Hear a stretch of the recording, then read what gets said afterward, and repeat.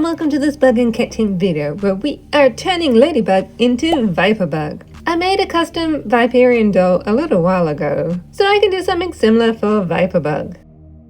I have pinkish coloured hair wefts to add to her hair, which I will tie up with ribbon. I have already sewn a base white suit, which I will use fabric paint to add the Viperbug superhero design. I have snake eye charms to add an eye to the front of the suit, wire and oven baked clay to make the layer. So let's get started.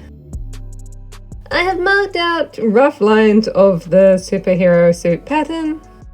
Then I start with the lightest colour first, the pink sections.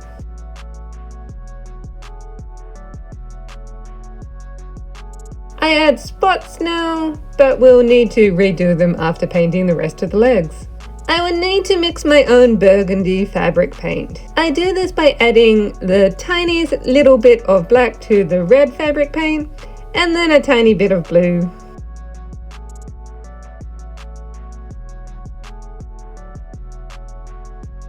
The pink, red and white makes this suit look like a Valentine's Day suit.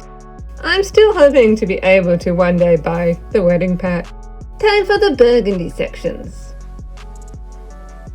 There will be a Magic Hero Transformation surprise doll of Marinette with a Snake Miraculous, and you can see the suit layout is similar to Viperbug's. Then I go over the pink spots. I also add the spots to the rest of the superhero suit. Now it's time to make the eye detail. I use a yellow snake eye charm and melt some Warbler plastic over the sides. Now it has the correct shape for the charm. I paint the Warbler plastic with the burgundy paint. Moving on to the hands, they get an undercoat of white paint. Then the palms are pink and the back of the hands are red. Viperbug doesn't have any spots on her mask, so I remove the factory paint of Ladybug's mask. I have kept the eyes to help me paint new ones.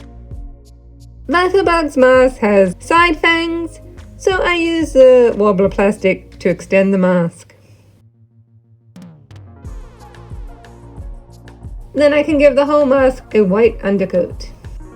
I move to the hair, so I don't scratch up my face putting in the hair later. I just nail the wefts into the head. I will be cutting it shorter later. The hair is not good quality, so the ends are likely to get damaged. Viperbug's mask has pink on the bottom and burgundy on the top, with a gradient above the nose. Viperbug wears dark lipstick because she has a dark side, like Shadybug. The whites of the eyes need to be pink, so I colour them in with a watercolour paint marker. Viperbug has reptile eyes. I make the irises a yellow gold colour. Then paint black slits. Time to put the head back on the body. Now time to style the hair. I cut it to the right length and then try and make it look like it's not freshly cut.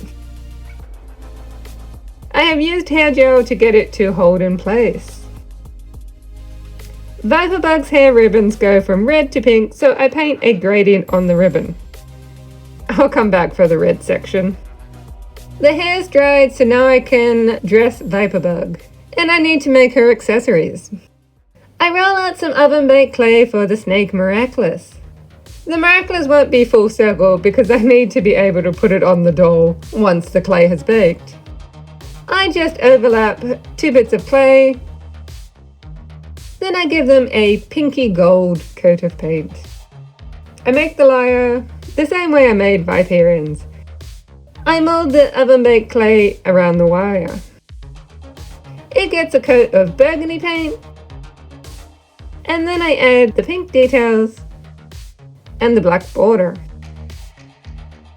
I glue a pin into Viperbug's back to hold the layer. I sew Viperbug into her suit. The charm gets glued into position. Time for the hair ribbons. And the Snake Miraculous.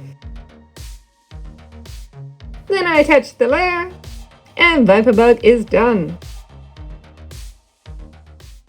I love unifications.